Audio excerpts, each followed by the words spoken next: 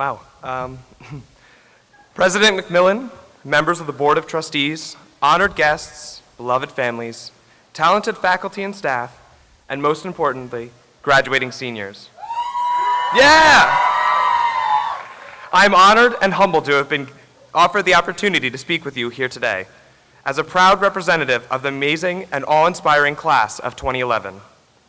I feel confident that I can speak for the majority of us when I say that we came to college expecting to find all of the answers.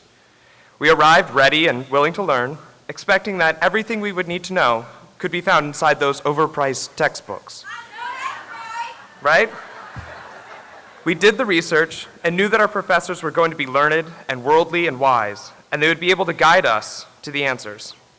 And thus began our pursuit of knowledge. If this was, or still is the case, why then do we sit here today with so many unanswered questions? Questions like, what have we learned here? What will I look back on in 10 years and wish I had done differently? What will my proudest moment be at Albright? What are we supposed to do after we graduate? These are the same questions we were asking ourselves 4 years ago, and the answers are not simple. In fact, we may never have the full answers to these questions.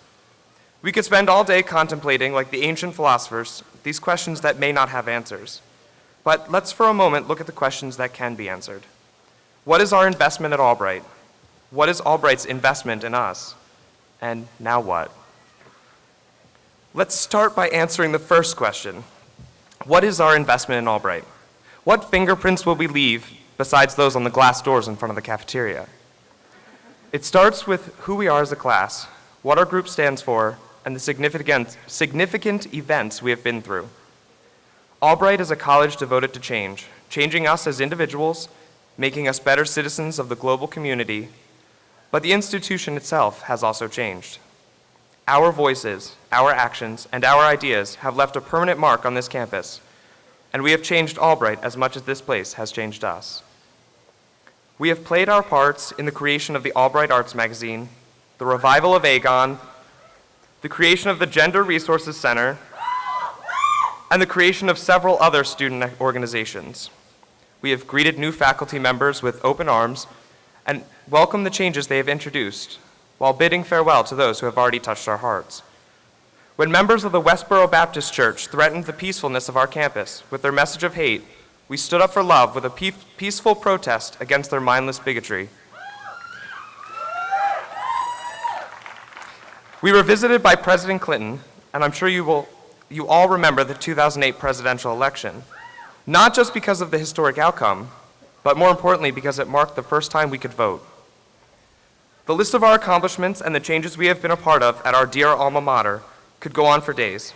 As a class, we have not sat back and passively allowed our education to simply wash over us. We have been active participants as Albright has grown and changed, not just around us, but with us. Now that we've discussed our investment in Albright, what is Albright's investment in us?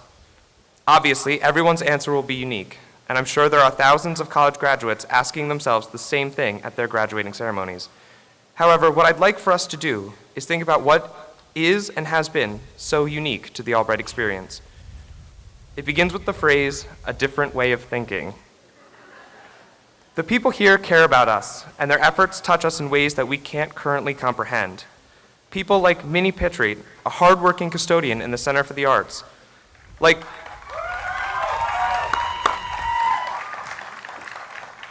the many officers at Public Safety who keep us safe, the grounds crew who keep our campus beautiful, the food services employees who have to find a way to feed all of us, and the departmental secretaries who keep the various concentrations running.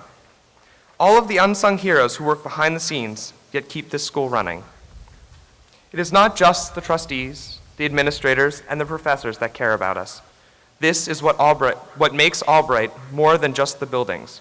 It makes it a home. Everyone who works here is invested in the institution and its students. They want to help make us rich so that one day we will return and be able to give back to Albright. However, unlike many of our peer institutions, I'm not talking about money, though it would be awesome if we all left and became millionaires. I'm talking about finding a rich life. What that means is up to each and every one of you. They are unleashing us onto the world as young adults with the hope that we will return as full-fledged citizens of the global community. Albright will always be a home to us. It will always be here waiting to greet us back with open arms. Today is our induction into the Albright family. We are the brothers and sisters of this institution, and for this, we must be grateful. I do not mean just the graduating class, but all of you who have supported the institution and its students. Albright is not content with regurgitation. They do not invite us to simply sit back and absorb knowledge. They want us to ask more questions, to continue asking questions long after we think we have the answers, and that is what makes Albright different. Finally, I have to ask, now what? My thoughts on this topic, I need to direct more specifically to my peers. As much as I wish I could, I cannot offer you advice. I do not have the wisdom of experience to help guide you. I, like you, am a matriculating student who eagerly and anxiously awaits what comes next. What I can offer you is hope. From the perspective of a fellow graduate, a son, a friend, to all of you, the answer to this question is in our capable hands. For those who feel more anxious than eager to face our uncertain future, I ask this simple question. What made you decide to go to college in the first place? Didn't it have something to do with risk? Risking the thought of leaving comforts behind to enter a place that would help you find the answers to the questions that burned inside you? It is that same sense of risk, and I ask you to embrace as a step into the great adventure of your life. My hope now that my speech is coming to a close is that you go forth from this place with hope, pride, and an open mind, and never forget to take the time to laugh, or something like that. After everything, there is only one thing left to say. Thank you, Albright. Thank you for bringing us into your family. Thank you for asking us the tough questions. Thank you for changing us and being open to change yourself. As strange as it feels today, today is not the end. Rather, it is the beginning. Not just for those of us who are graduating, but for our families, our friends, and our mentors. Indeed, today is a day of change for all. We have come so far together. We've lived together, worked together, laughed and cried together, and in the end, we have truly shared in a different way of thinking. Thank you.